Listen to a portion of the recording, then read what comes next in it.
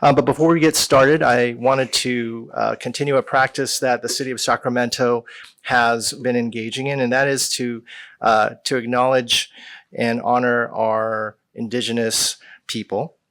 And if you could indulge me in just a moment, as I share this, we would like to acknowledge and honor Sacramento's indigenous people and tribal lands, the original people of this land, the Nisenan, the Southern Maidu, the Valley and Plains Miwok, the Patwin and Wintun people, and the people of the Wilton Rancheria, Sacramento's only federally recognized tribe.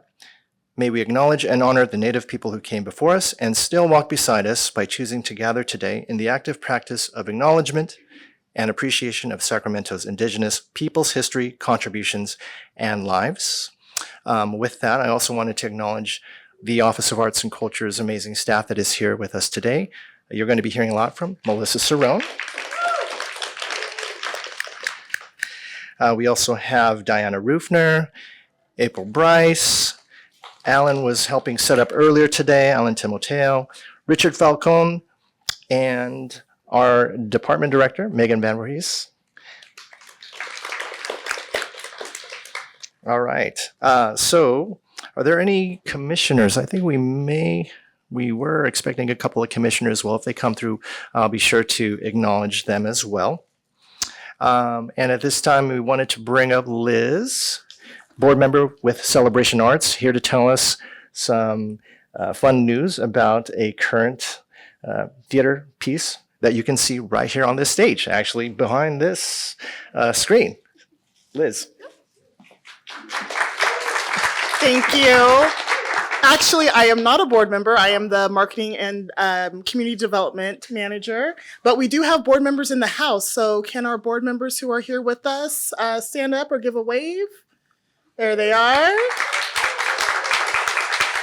And then also I want to give a shout out to our artistic director, James Ellison, who is up in the tech booth right now. Thank you. So first, welcome. If you have never been to Celebration Arts before, we are Sacramento's premier Black theater. We actually have a show that's ongoing right now. So rest assured, nobody lives here. This is not somebody's actual closet. This is part of our set for our current production of Top Dog Underdog.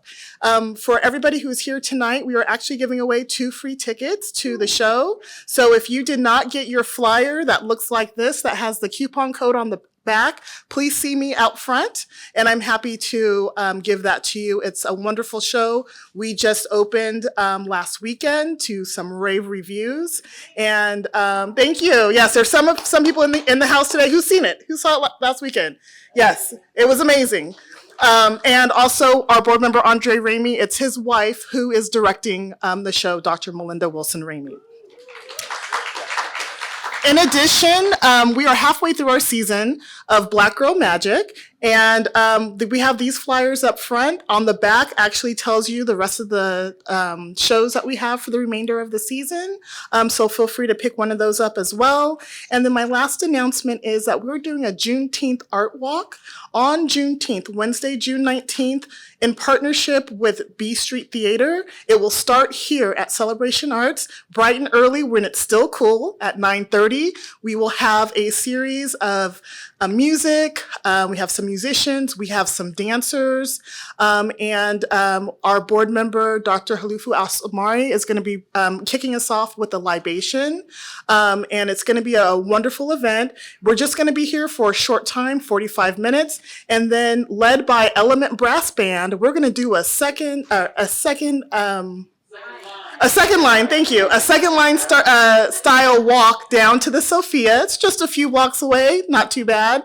And then at the Sophia, there'll be more performances, more snacks, more featured performers. And then we're going to second line it down to the Capitol, to the West Steps for the State of California Juneteenth celebration. So we hope to see you all there.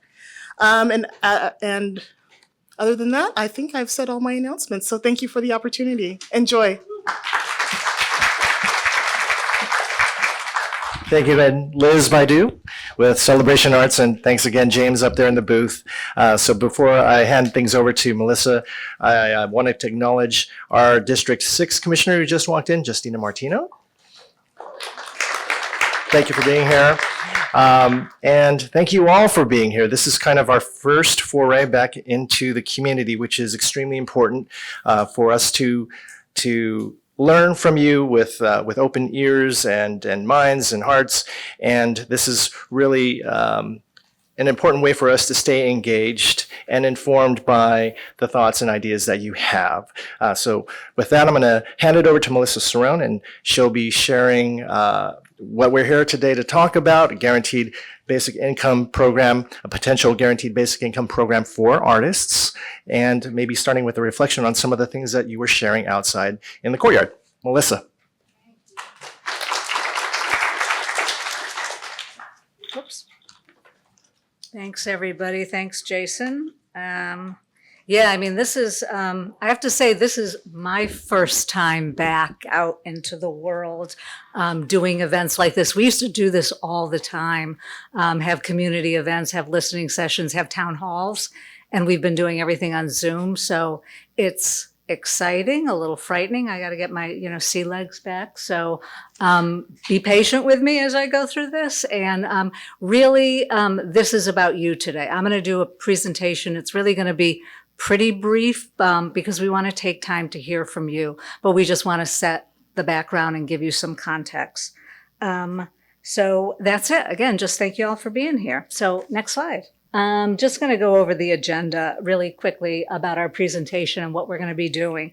We're going to be going over a definition for guaranteed income and some examples of programs across the country and beyond so that you can see what other people are doing in other communities. Some of the myths that you might have heard about guaranteed income or GI, and the actual facts that we know or what we've learned from the research. It may be a little different than what you've heard or what you think. Some of the pros and cons of GI, what it can and what it can't do, and the pros and cons of maybe an alternative model. We really want to get your thoughts about, is this the best model for our community, or is there another model that we might want to pursue? We're going to spend a little time talking about our proposed city model for the program, and it's largely based on a couple of other programs. There is a guaranteed income program in Sacramento County, which is really just based on income for all people. So it has some basis in that, but also we're modeling it after a couple of other programs that we'll talk about. And we want to talk about what eligibility could look like. So we haven't decided on anything definitive, but we have some ideas about eligibility and would love your feedback. So after you've had a chance to digest all of that, we're going to ask you for your thoughts and your questions, obviously. So next slide.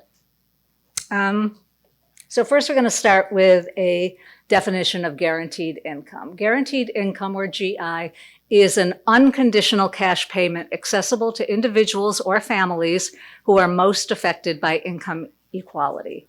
It's grounded in trust, respect, and dignity for its recipients, and its guaranteed income creates an income floor through which no one can fall. So that's really what it is. It's sort of a very basic income floor that people know they're going to have on an ongoing basis, and that works for all types of guaranteed income programs. I just wanted to talk a little bit about the difference between guaranteed income and universal income. You may have heard about universal income.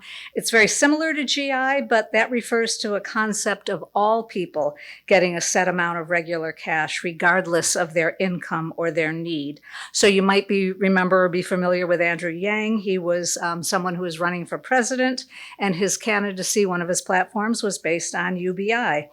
He called it the freedom dividend, and he was proposing to give $12,000 a year to every citizen in the United States. So it was, across the board. So that's universal income, but we're talking about guaranteed income here. Next slide.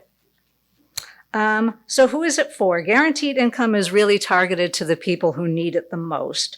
So most programs in this country focus on women, people of color, immigrants, low-wage workers, and folks who've been historically impacted by lack of opportunity. Next slide. I want to give you some examples of programs around the country.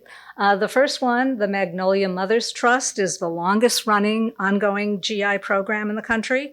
It was launched in 2018, and it provides $1,000 in guaranteed income for up to 1 year to Black mothers living in subsidized housing in Jackson, Mississippi. So that's very specific audience for it, amount of money, and time period. The other one you might be a little bit more familiar with, it's in nearby Stockton, California. And the former mayor of Stockton, Michael Tubbs, launched the 2019 Stockton Economic Empowerment Demonstration, or SEED, as the nation's first led mayor initiative. And in that case, 125 people, randomly selected residents, receive $500 a month for 24 months. So you can imagine for some people that can be really transformative. Next slide. So for a few years now, artist GI programs have gained popularity, and they're really starting to crop up around the country, and also in other countries. The Republic of Ireland has a pretty well-known one. They piloted it in 2022, and they gave 2,000 artists and cultural workers a weekly income of 325 euros for 3 years. So that's pretty extraordinary. San Francisco ran a couple of versions of their GI program, and they ran it through YBCA. And the original program, I think, was a lot like what we're going to be talking about, a randomized program for artists. They did 1 year of that, took in some feedback, and they did another year where they actually dispersed the funds to community-led organizations throughout the city, and they let those organizations choose the artists. So each organization, I think, chose 10 artists who would be able to participate. So they brought it to the community to decide how the money should be given out. New York has one of the largest ones, Creative Rebuild New York. It was a really extensive program. It's got a lot of research attached to it, so you can really find out a lot about what they learned from that program. And it was pretty extensive. It wasn't just New York City, it was throughout the state of New York. And it's just ended. And finally, Springboard Center for the Arts in Minnesota. They've also run a very successful program, and it targeted folks both in rural and urban areas. So I think right now they're working on a program that is just specifically for some of their rural populations, and they're giving $500 a month for 18 months to 75 artists. So those are some examples, and they're really starting to crop out more and more throughout the country. So next slide. So I think you can't have a conversation about GI without running into some strong ideas that may or may not be based in reality. They may be misperceptions. So I want to address some of those right off the bat. Next slide. So some people think, the idea is too new. Where did this idea come from? It feels like a flavor of the month. It feels like something that everybody is doing now. Well, it's actually been around for a long time. It was been around at least since the 60s and 70s in this country. And it was popularized by Dr. Martin Luther King Jr. And other politicians at that time who said it was a way to keep families from falling into poverty. And they were strongly believed in this program as having a strong effect. The next one, slide, please. Some people think it's too radical idea. How could Sacramento do something like this? Well, if you think Richard Nixon was a radical, that might be true, but he probably wasn't. He was also interested in the idea, and he even piloted a program with about 7,500 U.S. citizens, and he really believed that it had some potential, but he was ultimately convinced that by people around him that it was not a good idea. Couples were going to get divorced, families would fall apart, and that people wouldn't work. None of which proved to be true, but that was the idea at the time. So it has been around for a while. Next slide. So that maybe now is not a good time to do a guaranteed income program. The economy is in a different place. That was then, this is now. So how do we think about that? And I think we would say that not too long ago, in response to COVID, many of us here in this room benefited by one or more of the programs that are really very similar to UI or GI. So we had the Artist Relief Program. We've had CARES programs here. We had federal stimulus funds. People received tax credits, and they received checks in the mail. every family got them. There were some unemployment extensions that happened and added unemployment. So those were all, again, they're all guaranteed income programs of one form or the other. So these things really are current and happening now. And the next slide, please. And sort of this is the big one, that guaranteed income encourages people not to work. Studies show that's not the case. So if we take a look at the Magnolia Mothers Trust, for an example, they've got several years now of studies from the people that have taken part in it. And and these are mothers with young children, they find that 67% of them are now employed, that 42% of them had positive job shifts. So they either got a better job, they got a better income in the job that they were in, so it was positive. And 14 of them actually started their own businesses. So that's just one example. I know we have tons. I mean, the research does not say that people don't work when they have guaranteed income programs. Next slide. So what GI or what guaranteed income do is it can really challenge our beliefs. It can challenge our beliefs about work, about what leads to poverty and what leads us out, and what each human being deserves. Personal responsibility, people talk a lot about that, but we're also talking about some real systemic factors that keep people in poverty. So that's sort of the basic overview about GI programs. So next slide. I would like to bring it home for artists. Why are we proposing a guaranteed income program for artists? There are a lot of reasons, and I know we're going to talk about them more tonight, but we want to recognize the value of artists in our community, whether they're doing work that's paid or unpaid, because you're doing the work regardless. We know that. We understand the challenges of a gig economy, and we know how vulnerable you were during COVID and how vulnerable many of you still are. We believe that GI funds, however small, can provide a stable, known source of income for a period of time. If you know that you have $450 coming into your account every single month on a specific day, you can more easily plan your life. That's a given. You can stay in your community. You won't necessarily have to move because things are too tough, and you can keep working in your community. And we are very interested in pursuing a funding model for the arts that addresses the structural inequalities that we know exist in our community. And this is one way that it could be done. So GI can help artists to reinvest in themselves. It can help you take risk. Perhaps you might want to rent a studio space that you didn't think you could afford. You might want to upgrade equipment, and you just might want to pay for basic needs. And those are the important things about GI. Next slide. So the reality is artists are going to use GI for their basic necessities, and they're going to continue to make art. Doesn't matter, you choose how you spend the money, and we know you're going to continue to make art.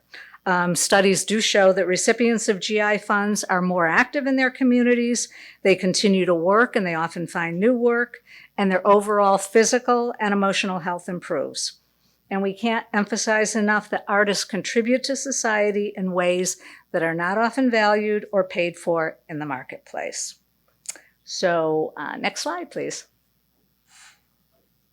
Let's get specific. What are we proposing right now? I mean, we have a finite amount of money and a finite amount of time in which to propose a program. So we're talking about 200 artists, randomly selected, and we'll talk a little bit more about the selection process, but at some point it obviously does involve something like a random lottery or a random selection.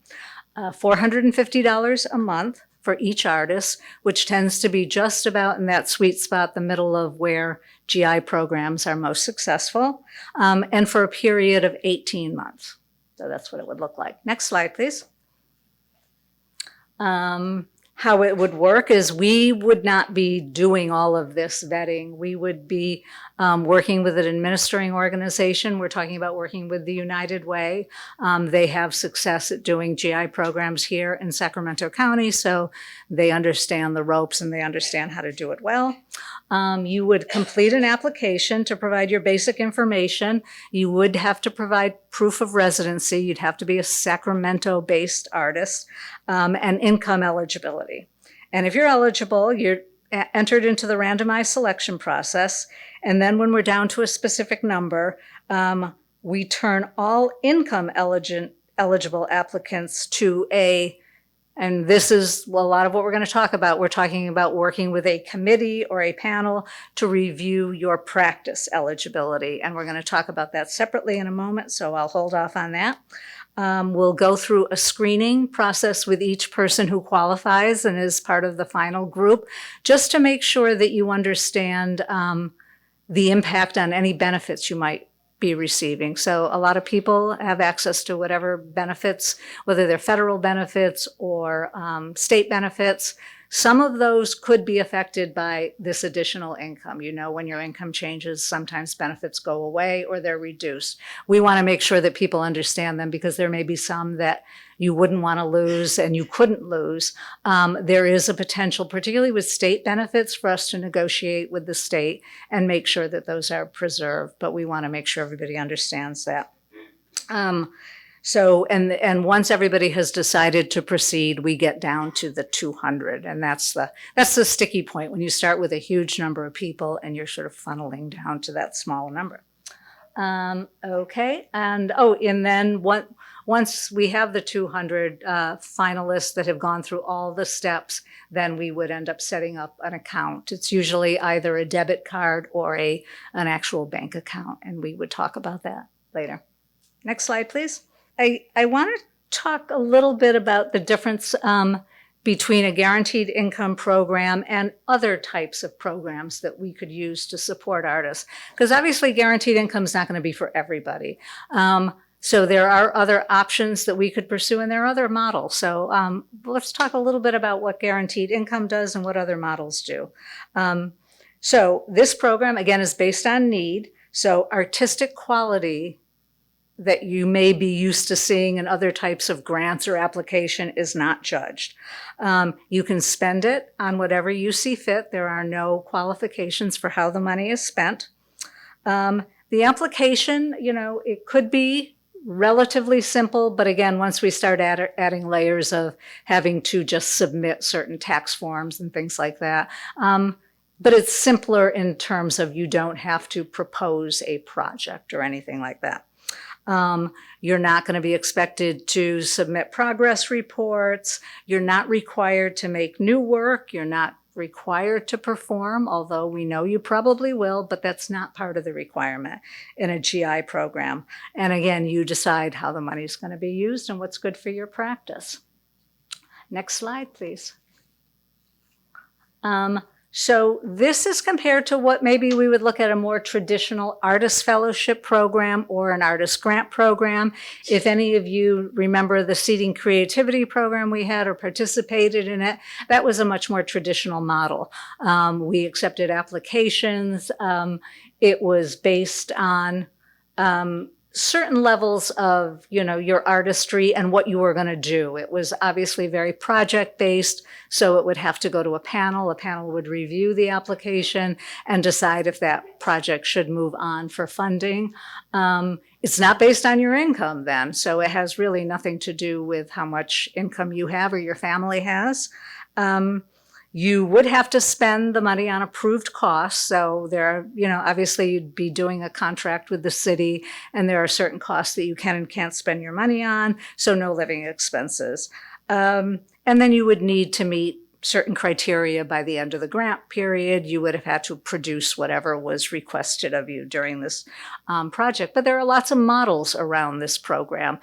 Some are very project oriented, and some are just a fellowship program where artists can create work within their discipline. If we followed this model, it would probably be sort of a staggered model. So some disciplines during one period of time, other disciplines during another period of time. So that's just a little bit of the difference between the two, and it's something that I'd like you to kind of think on for a little bit. Next slide. And I think fellowships can be good. I think they can really help launch an artist's career. They can help you towards your growth. I think that there's something that all artists should pursue at one time or the other, and I don't see them going away. I just wanted to add this little quote, and it was by the director of the woman who directs Springboard for the Arts. And she said, It isn't that we shouldn't have fellowship programs or awards, but they're not a sustainable way to make a living, and they need to be supplements to a more holistic infrastructure for sustainable support. And I like this next question. Can you imagine any other field suggesting to its practitioners that they should try to win an award every year as a way to make a living? So it's something to think about when you're looking at, that type of model. Next slide, please. So GI, it's not the answer to all problems or all needs, but it can, for many, particularly people in need, improve their economic security, reduce inequality, improve quality of life, improve wellness, and increase, to a degree, financial security. It can't create a permanent solution. It won't last forever. In this case, it won't last longer than 18 months. It can't eliminate the safety net concerns, the benefit concerns that we talked about. And most importantly, it can't serve every deserving artist. It really is going to be based on income. So, next slide. So as we wrap up here, I wanted to get into specifics about how we're looking at qualifying, because you probably have some thoughts. So first is the income qualification. If your income is too high based on our measurements, you're not going to qualify. And if we do move forward with this, and we work with the Sacramento Region United Way, in order to their baseline for income, they use something called the real costs measure in California. And that's income required to meet basic needs, including childcare, housing, food, transportation, healthcare, taxes. It takes all of that into account, because we know California is more expensive to live in than other places. So it's not the poverty line. It's really a level above that. But it gets very granular. It looks at your household income. So depending on if you're in a household and, one adult, two adults, one adult and two children of different ages. I mean, it really takes everything into account, and we throw it all into the bin, and it comes up with a number that would be the qualifying number, and we would be able to, share those with you. So again, based on the numbers of adults and children living in the household, and you would be required to submit some kind of proof that that really was your income and that it was qualified in that way. So that's the very basic step just to qualify for guaranteed income. And, I guess I want to say that if you fall within the measurement, you're going to think this is a great measurement. If you fall right above it, you're going to think this is the worst thing we could possibly have done. So just to prepare you for that, it's going to be tricky for every person. It may absolutely meet your needs, but there may be cases where you might just fall a little bit above that. And that's, we have to use some kind of measurement. And this is the one that we're looking at using. So next slide, please. So after that, we are doing the artistic qualifier.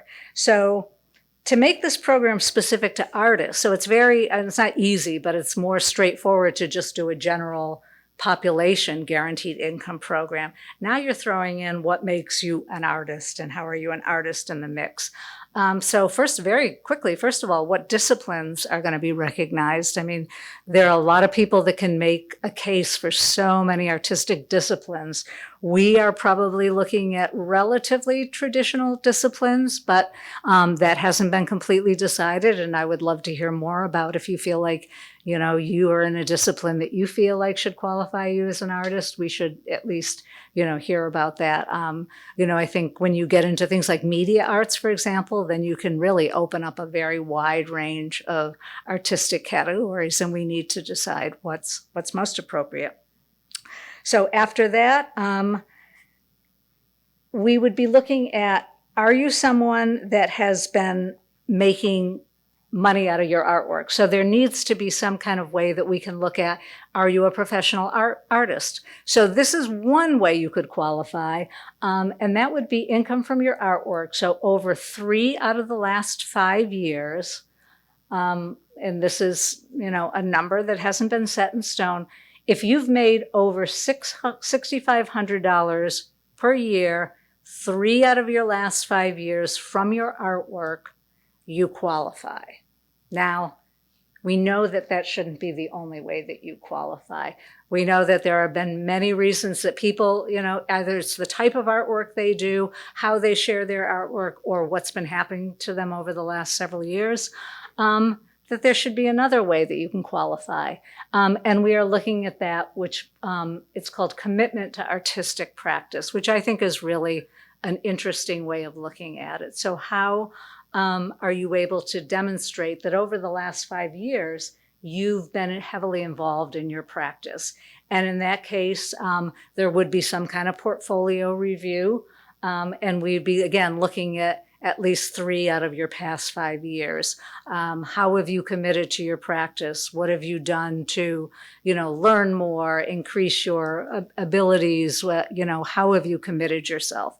And that would be a sort of a committee that would look at that, and that would not necessarily be staff. It would probably be community people with expertise in various disciplines. So that's a pretty time-consuming process as well. Next slide.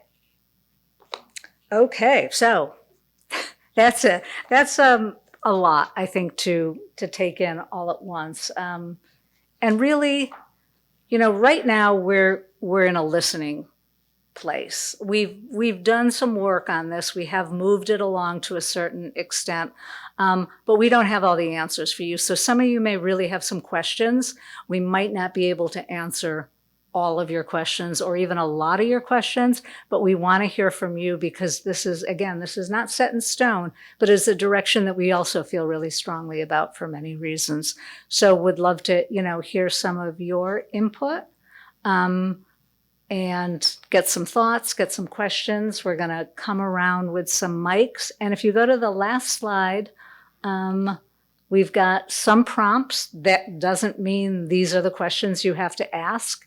But what are the pros and cons of what we talked about, the GI versus fellowship for you or for your communities or for people you know?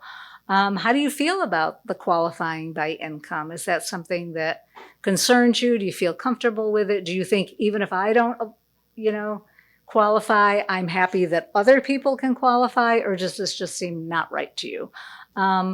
We'll probably need to do a lot of outreach because we really need to reach people who are not necessarily in that room. If you have thoughts about outreach, we'd love to hear that.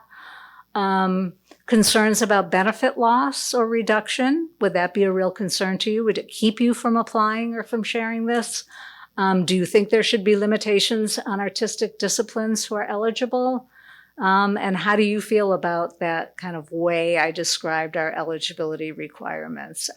It's a system that's worked pretty well. We've talked to our colleagues in other parts of the country, and they have used that system, and it's worked pretty well, but it's not the only system. And any other thoughts you have. So I'm going to drink some water and walk away, and we're all probably going to tag team on answering some questions. But thank you for listening for that long period of time.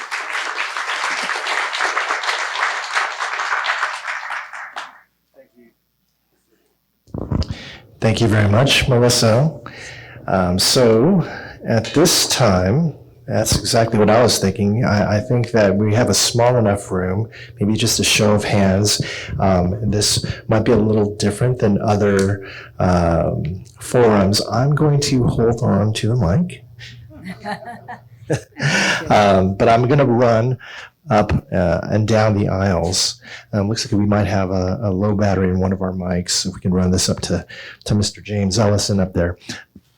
So I see a hand here and a hand here. I'm going to start over here, and then I got you over here. I feel like I'm on Jerry Springer.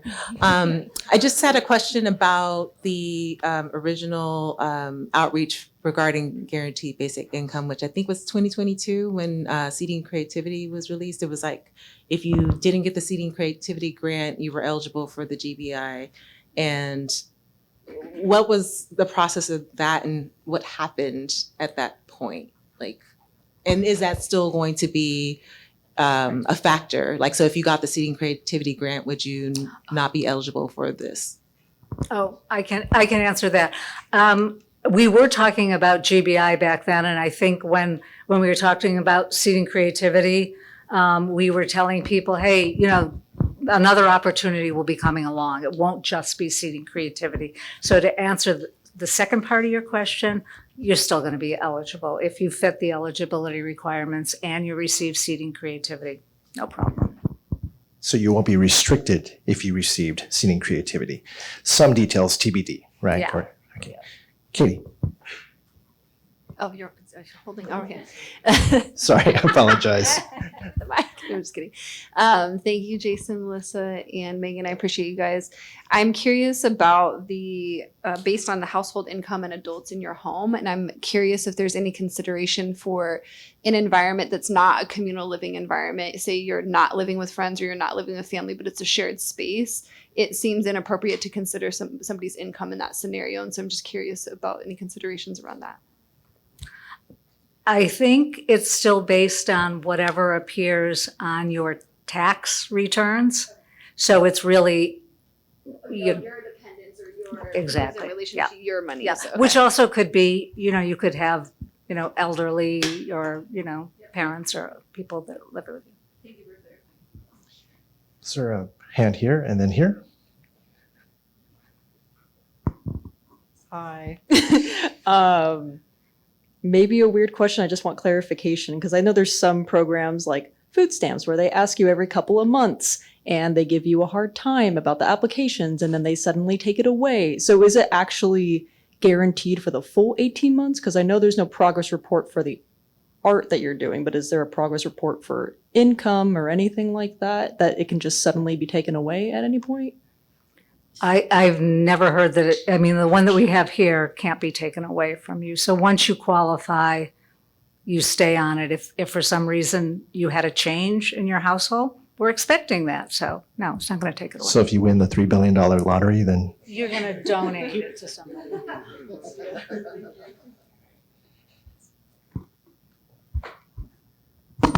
You sure? Okay, because I have like 4 questions.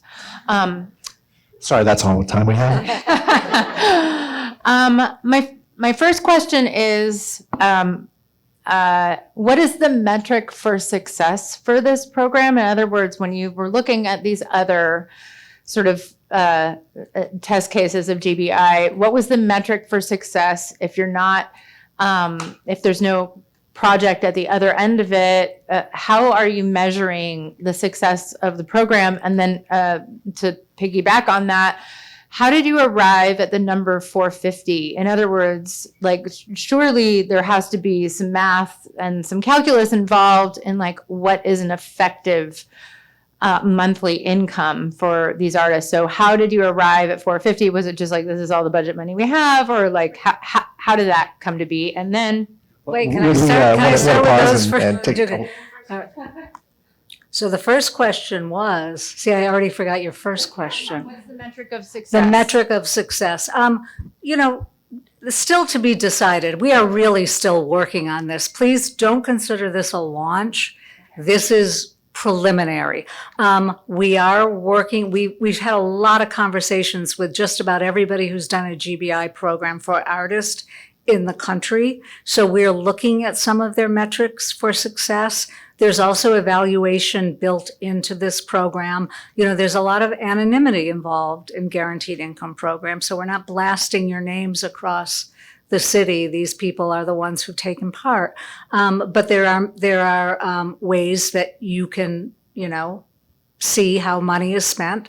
There are ways that people can voluntarily contribute information to the program. There's some actually really creative ways where artists can actually create art around the meaning of GBI in their life and get paid to do that, obviously. So there are lots of ways that it could be done, but there's definitely, we had to set aside a bit of money for some evaluation and reporting out on it, because that's really important. And also other services around it. We want to make sure that we have some money for other kind of support services for artists. And how we came up with that amount, it's arithmetic, not calculus, so that's as far as I could go. It really does have something to do with obviously our overall budget, but what's a meaningful amount? And really 450 to 500 was really that sweet spot. The people that could do 1,000 was great, but they'd often have to fund fewer people. So we're erring on the side of trying to be a little bit broader with it. We know that $450 isn't going to pay for your rent, your this, your that, but it could help with your healthcare cost or your, to see a dentist or to buy a piece of equipment, things like that. So, Miranda, I know you might have a couple of other questions, but this might be a good time. Would we have a survey? Would we have other options for folks who might not be in this room to ping us with their additional questions? absolutely. We have some printed surveys that I think were out on the table, but the important thing would be to use that, also use that QR code because the survey is online. So you're probably going to That's walk right away there. and think, oh, I thought about this and I never thought about that. So it's an opportunity for everybody to do it. We'll start trying to build up resources online, questions and answers, things so that people can come to our website and get more information so they feel more informed before they pursue this. Because we're still talking about several months away. And it looks like, oh, please. I want to get back to that measurement question because I'm thinking back to, one of the reasons why I'm here is to sort of listen into where you guys are now, because I'm a different role. But thinking about, if you take a walk back, right? So 2021 is when we're talking about American Rescue Plan Act dollars for the creative economy. So a lot of it hadn't reopened yet in big ways at that time when we were sort of pushing it forward. And so we're talking about what was the situation that a lot of artists were walking into that pandemic with. Many of things that you all have shared in subsequent times with us, right, about things like pay inequity, conversations about just a lack of stability in gigs.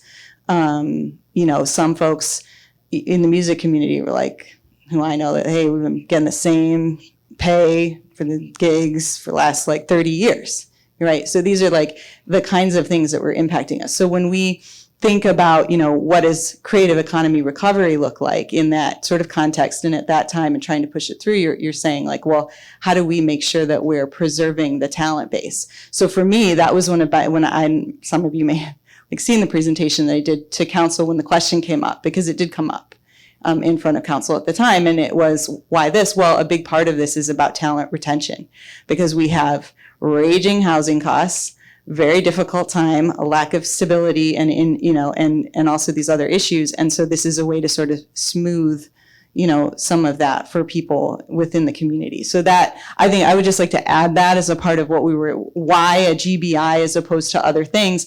We knew that those structural things that are existing sort of in the field. And so it was like, hey, this might be the time to put this forward. Fast forward, field is recovering somewhat. Some of those structural things still exist, clearly, I'm sure. You guys will probably say some things like that. But I just wanted to add that to the conversation. Yeah. Is it okay if we, I just want to say one more thing. You did ask about if there's any way that it could be taken away. And I'm not sure about this, but if you left Sacramento, that's a possibility. So it's to encourage you to stay keep for folks here. 18 months at least. is it okay if we come back, Miranda? Some other hands here and here. Hi, Nan Cole with the Sandpaper Machine. I work for Julian Sander right here. And I'm just curious, what I'm hearing from this program is that the primary goal is to maintain the artist community, and the ancillary goal is to enhance the art quality of the community. Is that a correct assessment of what this type of structure opposed to a fellowship program is? I don't know that I would use the word enhance the artistic, output. I think creating a certain amount of freedom to make your art, certainly to retain people and to acknowledge the good work that's happening here already. I think very likely great things will come out of it. I saw what came out of Seeding Creativity, and literally the amount of money that each artist got was so small compared to the kinds of things that were produced. I was blown away. So I'm convinced that artwork is going to happen here to a great degree, because it already is. Thank you for that question, Nan. Commissioner Martino. Thank you. Do you have a window of income that you're thinking about for artists who would be eligible? Window in what sense? An income window? Like how much you would have to make to get this or to be eligible? Yeah, I don't have the eligibility numbers here in front of me. And because they're so specific, again, to who's in your family, it would be a laundry list. It would be, a huge number. We did a listening session about a year ago when we had a first inkling of this, and it was a small group that was invited. And I realized that once we started to get to what the income level should be, basically everybody's idea was it should be right where I am and under. And that's so hard. I think, some people are going to look at it and say, this is like totally fair. This totally makes sense. Other people are going to say, oh, how could you possibly live in Sacramento with that kind of income? There, you're not going to find anybody. But we know people are making art, and we know people that are living within these incomes. And it's just one type of program. Question over here, then back here, and over there. Yeah, I just kind of want to add on to that question and wondering if that's actually the question that you had is there a baseline that you have to make to get there? So like, for example, like you have to be making at least $10,000 a year to even qualify this program or something, or like you have to be making X amount or working X amount of hours, anything like that? No, remember we had those two ways you could qualify. So one could be 65 was the number that another organization who did a very similar program, $6,500 a year for 3 out of the last 5 years. And I think if you were a person with a disability or a person who was retired senior, you could spread that out over more years. But that was only one way to qualify. If you didn't qualify based on that income, you had the other way, which was the portfolio review. If you do it on income and you get through that, you don't have to go through the portfolio review. And Melissa, is it accurate that, this is still a discussion, right? So certain factors may change? Yes, this is definitely under discussion. And that 65, it's an arbitrary number right now, but it's a number that's been used. It doesn't seem bad, but we'll take feedback and we'll look at it internally and see if that seems good. Hi. Thank you so much. I just really want to express my appreciation for your engagement of the community like this. I know it's thankless work a lot of the time, so really appreciate it. Earlier, there was mention of eligibility criteria that could be a thing, which would be proof of residence in Sacramento. I just wanted to clarify, are we thinking Sacramento city limits, Sacramento unincorporated, Sacramento County? Is that your personal residence or wherever you're doing your art? It's most likely, and we'd have to clarify this, it should be your personal residence, not where you're doing your art. And unfortunately, I have nothing going into unincorporated Sacramento or Sacramento County. Unfortunately, city money needs to be spent in the city of Sacramento. So we don't have any leeway around that. But I think we're going to be very, we know people sometimes are housing insecure, so we have to be mindful of that and make sure that we're letting in as many people as possible based on a provided proof of residence. And noting there has been and may be in the future other opportunities, other strategies like Melissa was sharing that could get us to support unincorporated areas. Over here. Oh, okay. All right. Well, that was it. Great. And I think I'm back here with Diodonis. Hey, if you are a contract worker, how do you prove your income? Lots of ways. The sort of the general proof of income, which was like you have to file a tax return, so that would be that. But in terms of your income from art, that's where it takes a lot of time, because we could get like a contract that you have with somebody. That would be a proof of income, a receipt, or like a payroll record. There's so many different ways, because we know that people have to prove it in many different ways, and we would be open to really taking in all you have and getting it. Oh, yeah, one more. Okay. And then are you guys opposed to, instead of doing 200 people for 450, doing 100 people for 900? Or was there like any specific reason for doing that amount of people? We're leaning towards that, and I think we have to make that kind of decision relatively quickly. If we heard an uproar from the community, make it fewer people and more money, we think about it. We're still open to certain things like that. Can't promise, but if we heard lots of people saying what you're saying, sure.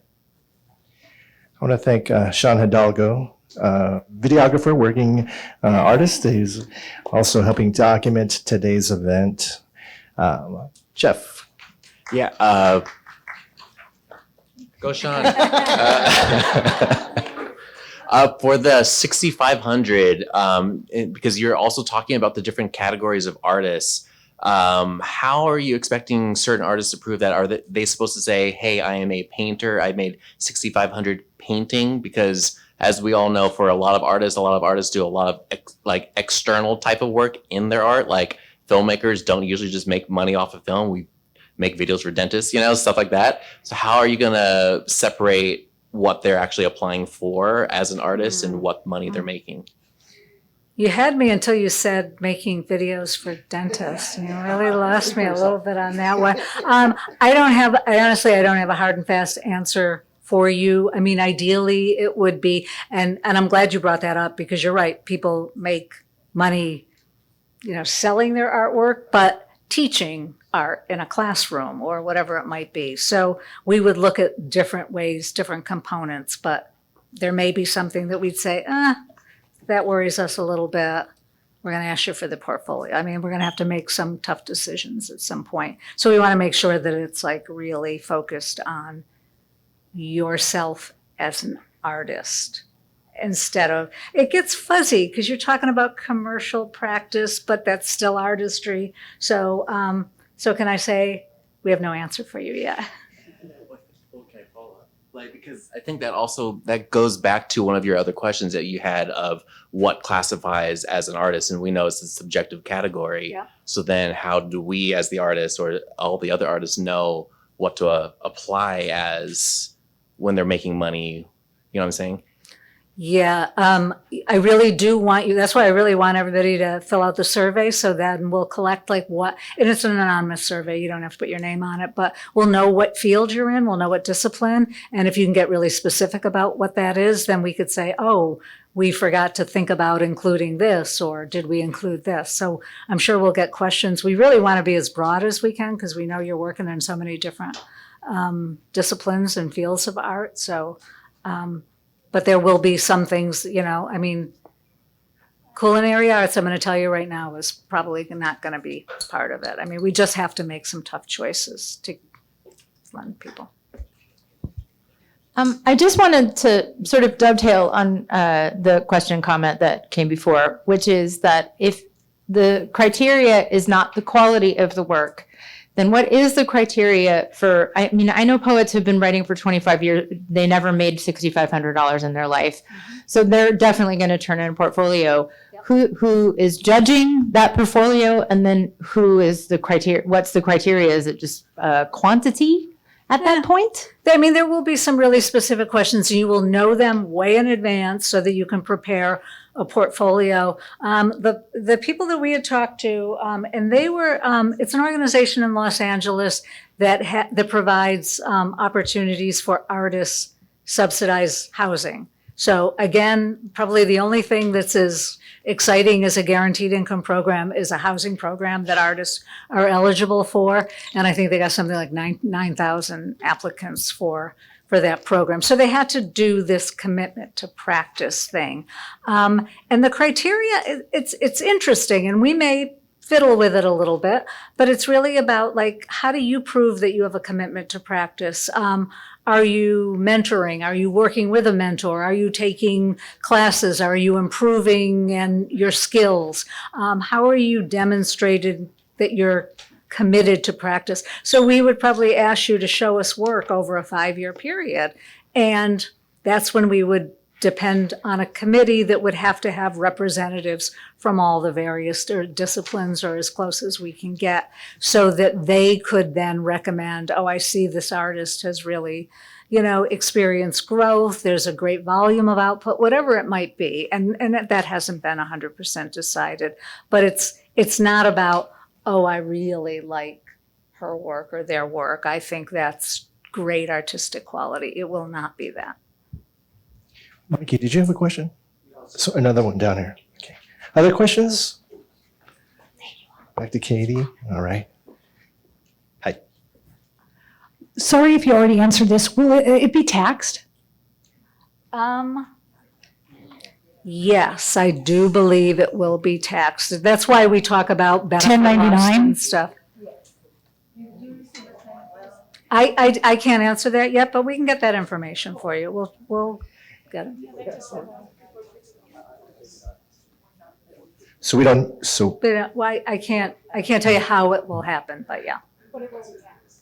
I believe so, but don't take that as 100% of an answer. okay, we'll get comments on the mic so that they can be picked up by the video feed. Yeah. I read in Cal Matters that University of Pennsylvania and Stanford have folks that are tracking guaranteed income programs all over the country. Would this program participate in tracking? I can't say that for sure. We will definitely participate in the local GI programs that have been in Sacramento County. So it's really interesting to me to see how artists compare to sort of general population GI programs. So we will have that. Everybody who's doing them artist GI programs nationally wants you to contribute to the research and the field. So I'm sure we'll be doing that. We belong to a community of practice for GI, so we're part of that group. We talk about narrative change. We talk about, different issues around GI. So I think we're going to continue to come together and bring forth this work because we're talking about systemic change. And the only way we can get to that point is by showing the positive effects. Data. Katie. I have two questions.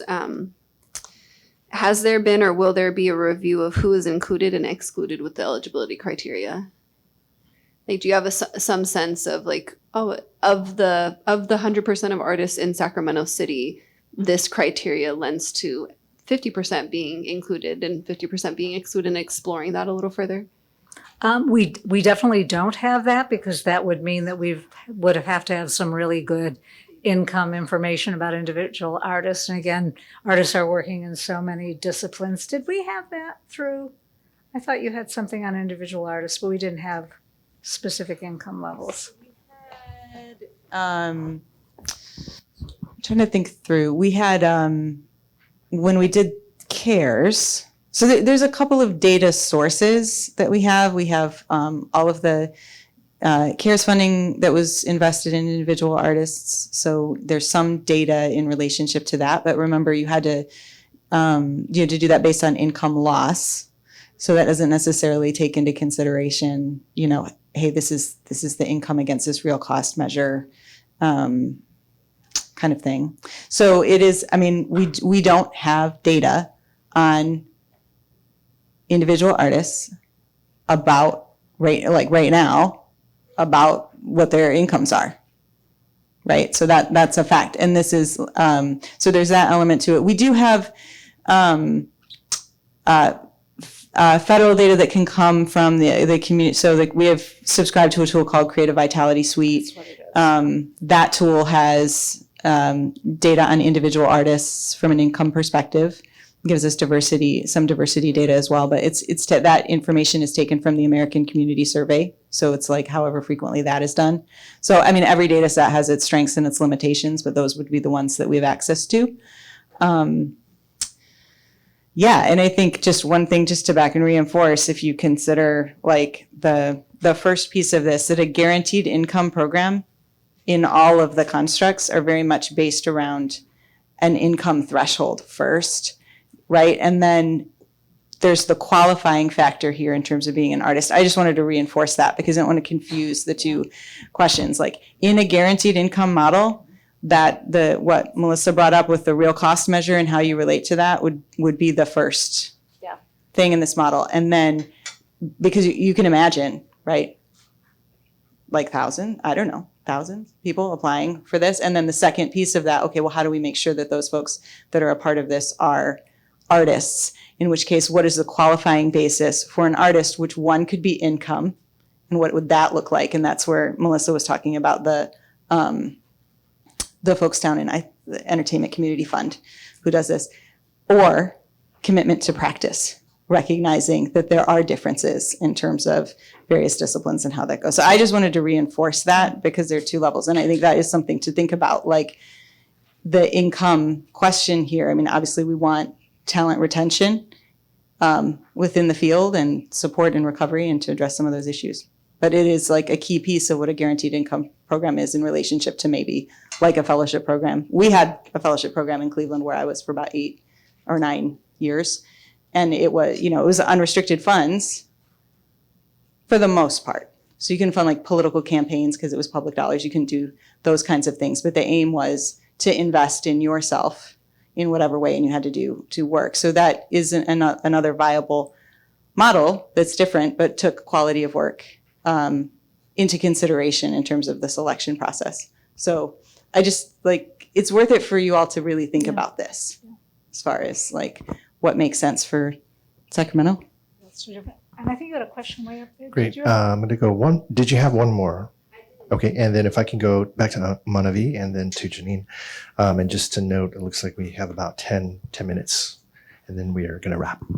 Okay, and just for context, this is outside of GI, but it's about the larger creative economy. I'm curious if there's any consideration for community land trust, land acquisition, or other tools to build generational wealth for artists.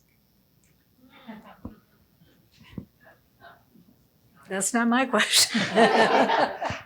At the moment, sure.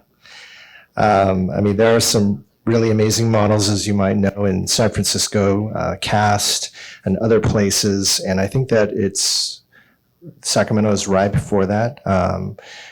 We know that artists are facing rent issues everywhere. Times are challenging and really hard to anticipate everywhere. So I think that our role is to continue that discussion, but there's nothing solid at the moment. Yeah, and I would say as we kind of let's see, we're almost 7 years in on Creative Edge and kind of examining that. And I mean, one of the things that we've talked about, so this shouldn't be a surprise. Creative Edge is their cultural plan. Right. So the core of that, right, those goals still in effect, right? The measures based on what we have right now would be probably worth it to take a look at and see how are we doing in relationship to this and where might we focus our energies. I think that there's a lot of discussion regarding housing right now and housing policy. At the Arts and Culture Summit, I facilitated a panel that included the folks Ken Ikeda from Community Art Stabilization Trust, which is a really great model and is working really hard to put folks in position of ownership, not on the housing front, but more the idea of really advancing a take back our power moment. There's going to be a major reset. This was part of what he was sharing, right? Commercial real estate, given what it is right now, the dramatic shifts and challenges creates a moment of opportunity for people in various realms to be able to take back their power. And so that's an opportunity. And I think you see some of that in, with what Culture Club is doing in terms of some of that work. But also just the concept of housing and prepping people. I don't think we've really, on that panel, there was someone else from Oakland who was talking about how they help artists qualify for affordable housing, because the same kind of issues around income and fluctuations and how that happens and how you train people who are doing that work. So for example, CADA they were the key partners in creation of Wall, and they're working on another project on our street, as an example. And so they can be real significant resources and partnerships. And I just would say, I think that it's probably worth us to consider having some of that conversation, given what's been going on. And also think about what those training models really look like for artists to be able to qualify through existing programs, potentially, that they might not be aware of. Like, how do you take your irregular income when some folks are like, whoa, this is just like, I'm not used to this. I don't know how to deal with this. For someone who's qualifying, it's like, how do we help folks be able to ready themselves for that kind of thing? Yeah, very important question, and also one that our commissioner brought up just today at an earlier commission meeting. Omana V, and then Janine, and then back up here. I'm one of VA. Thank you. Thank you for correcting me. This is a simple question. I know United Way did 2 rounds of their GBI program, and I don't know if the second one is still doing payouts. think it But is, yeah. that's general. It wasn't specific to artists. So potentially somebody who is an artist might have gotten the guaranteed basic income through United Way. And I know you guys are partnering with them. Does that disqualify them for getting the artist one? Good question. Really good question. I don't have a definitive answer. I would lean towards saying it might, but no definitive answer. That level of qualifying. So I don't know how much. And it's really similar. So if you knew somebody who qualified through that program, there'd be a strong likelihood they would qualify in the same way for an artist program.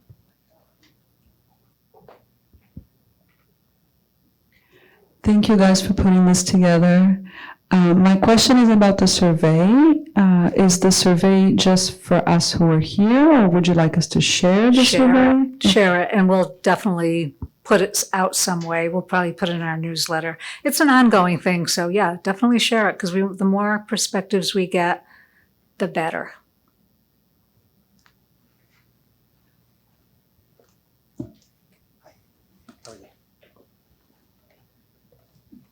Okay, so I know a goal of the guaranteed income program is to reduce inequities. So for women, people of color, immigrants, and low-wage workers, if the selection is randomized, would those factors be considered? Or like, how would the consideration of those factors go about?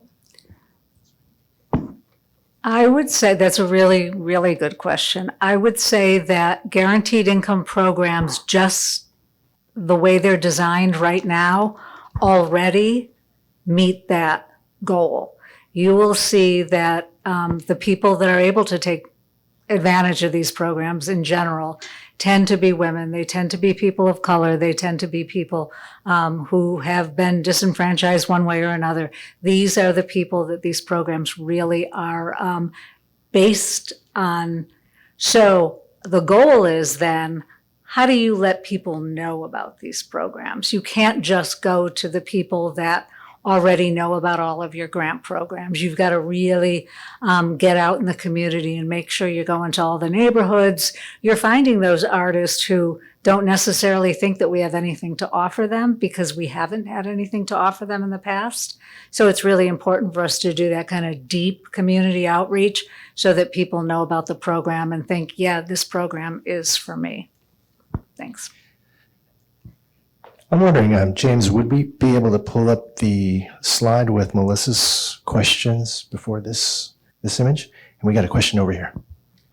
Yeah, just a question about, is there any information from previous pilot programs and what their income thresholds were that might be a basis for this? And then also, is there any resource to find out from those programs what some of their pain points were or some of their reflections were after completing the programs? The reason that I included the ones that I did up on the screen, and we can put a link to those on our website too if you really want to go back and dig deeper if you're into it. All of them have some kind of report out. They have research that they conducted. They had a final report. They had a progress report. So you can really read how they structured their programs, what they thought the pros and cons were, what they thought worked, what didn't work, and what the positive results were from the programs. So yeah, I think we're basing a lot of our stuff around the conversations we've had and what we've learned from these other organizations. But then no, like New York I forget how many millions they had. I mean, they had a huge budget, and they were able to do a lot of ancillary programs to support artists as well through that program. So again, different budget amounts, but then some of them did it on pretty small budgets. I think Springboard's budget was probably smaller than ours or close to it. So yeah. I think we have another question. We're nearing our time with you today. Wanted to really thank everyone for being here with us and to sharing your ideas and thoughts. I asked this to be plopped on the screen just so that we can reflect back on whether we've captured enough, or just as another reminder of some of the prompts that we were considering or having you consider. Mikey, is there a timeline on the project? In which manner? Duration of the so. In terms of 18 when months. it's going to launch? When it starts. Yeah. Duration. Yeah, the duration would be 18 months. It pretty much has to be done by the end of 2026. We've got, a clock ticking on, getting the program up and running, but it takes a while. This program needs a runway. A lot of grants that we put out, we can get them out in a month or two. United Way would need time. We would need time. There's a lot of vetting processes. To look for updates? Is there a place to look for updates? The one thing that I would tell everybody to do if you haven't done it is to go to our website, and it says sign up to get our newsletter or whatever. Do that, because that's when you're going to find the most updated information. And we also put it on social media, but newsletter, you're going to get everything current. Perfect segue, arts.cityofsacramento.gov. And you also have the QR code to the survey. We're on social media, Facebook, Sac City Arts, and Instagram, Sac City Arts. So please make sure you do follow us. And when we do post updates, feel free to mention your friends and retweet or post. And I guess I can't see retweet anymore, but you get the idea. Any final questions? I think give yourselves a hand. You Yeah, were really wow. Thank you, important everyone. here today. Thank you. Thank you, everyone, so much. Thank you again to our staff. Thank you to Celebration Arts. Don't forget to check out their website on their co-run of shows. Thank you, James Ellison in the booth, Sean Hidalgo. Thank you all very much. Have a wonderful evening and stay connected.